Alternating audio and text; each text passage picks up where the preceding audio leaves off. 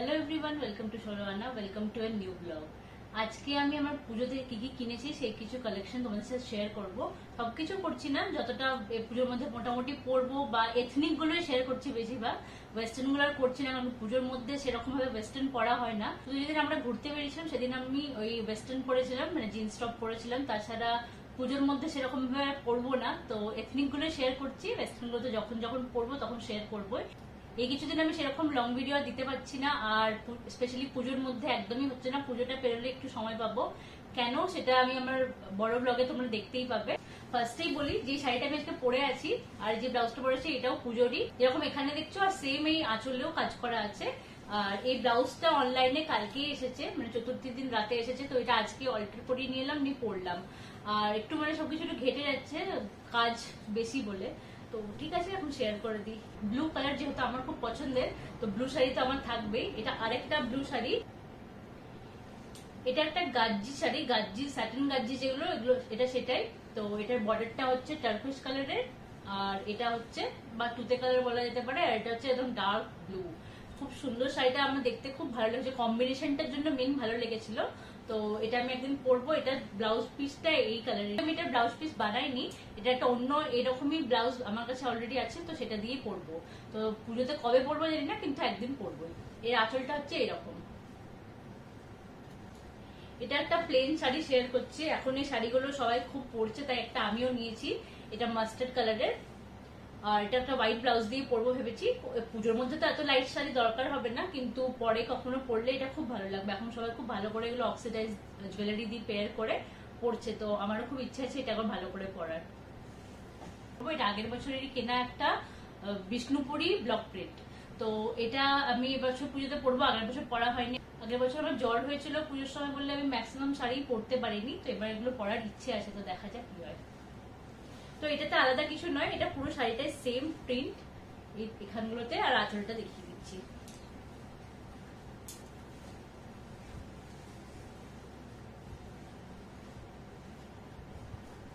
এটা হচ্ছে বর্ডারটা, সরি এটা হচ্ছে আঁচলটা।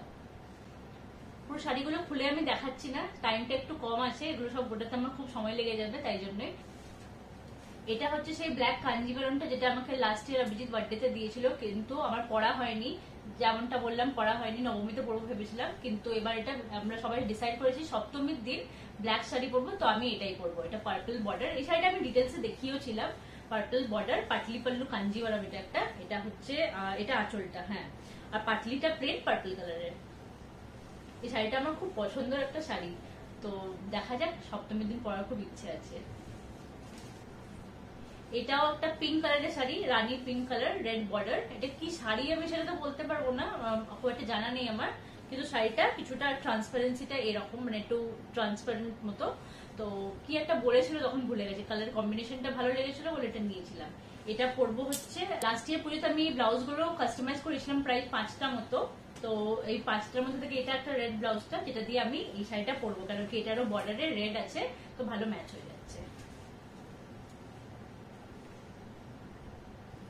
এই শাড়িটার অবস্থা একটু খারাপ হয়ে গেছে, পরার আগে একটু আয়রন করে নিতে হবে। এটা হচ্ছে একটা গিচা, পিওর গিচা, গিচাই বলেছিল আমার যতটুকু মনে পড়ছে, কিন্তু যদি ভুল হয়ে থাকে তাই জন্য সরি।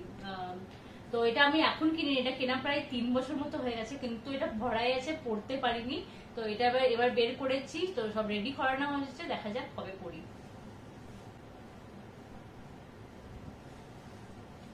এটা একটা শাড়ি, এটা অর্গানজা বলেছিল, সেমির মধ্যে অর্গানজা।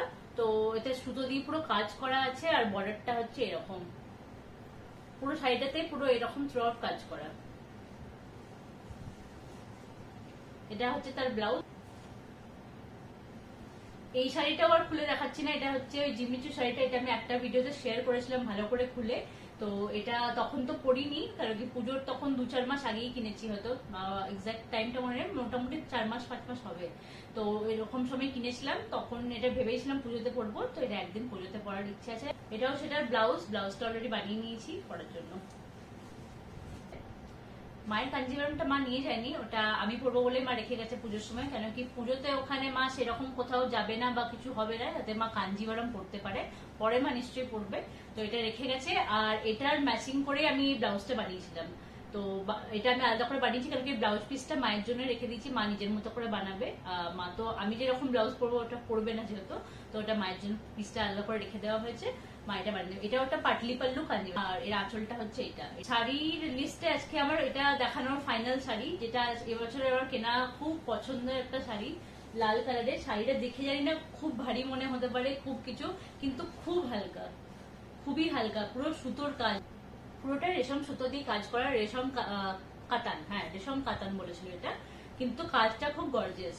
এটা আমি একটা লাইভে দেখেছিলাম, লাইভে দেখে পরে আমি দোকানে গিয়ে নিয়ে এসেছি, যাতে মানে যেদিন লাইভে দেখেছি তার পরের দিন চলে গেছি যে শাড়িটা না বিক্রি হয়ে যায়, স্পেশালি এই কালারটার জন্য।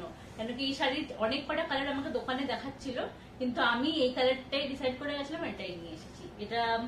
এটা ভাবছি যদি দশমীর দিন পসিবল হয়, ভালো করে সুন্দর করে সাজবো, তখন পরবো। এই শাড়িটা কিছুটা এরকম, এটা হচ্ছে এই শাড়িটার ব্লাউজ। এটা একটা চুড়িদারের পিস, রেড কালারের, এতে গ্রিন কালারের কাজ করা আছে, এর প্যান্টটাও রেড, আর এর ওড়নাটা হচ্ছে এরকম গ্রিন কালার, যেহেতু গ্রিন সুতোতে কাজ করা আছে। এটা বানাইনি, এটা পরে বানিয়ে নেব। এটা একটা যেটা আমি আগেও দেখিয়েছিলাম, এটা আমি বানিয়ে নিয়েছি অলরেডি, এটা রেডি হয়ে গেছে। এটা পুজোতে পরবো কিনা জানি না, কিন্তু দেখা যাক, যদি দশমীর রাতে যখন দশমীর রাতে যদি সবকিছু শেষে যদি এটা পরি, মানে আগে তো শাড়ি পরবোই, তার শেষের দিকে যদি এটা পরা যায় তাহলে এটা পরবো।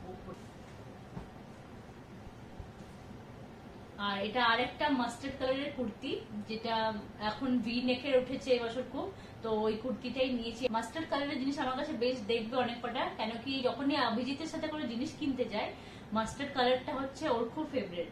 তো মাস্টার্ড বা ইয়েলো যখন ওর চোখে ওটাই পড়ে, ওকে যখন সাজেশন চাই ও আমাকে এটাই সাজেশন দিল, তো আমি এটাই নিয়ে নিয়েছি। আজকে ভিডিওটা এখানে শেষ করছি। যদি এই ভিডিওটা ভালো লেগে থাকে তাহলে ছেড়ে যাওয়ার আগে do like, share and subscribe to Sholo Ana. দেখা হচ্ছে নতুন একটা ভিডিওর সাথে, ততদিন সবাই খুব ভালো থাকবে, পুজো খুব আনন্দ করে কাটাবে, ভালো করে কাটাবে নিজের ফ্যামিলি ফ্রেন্ড সবার সাথে। বাই।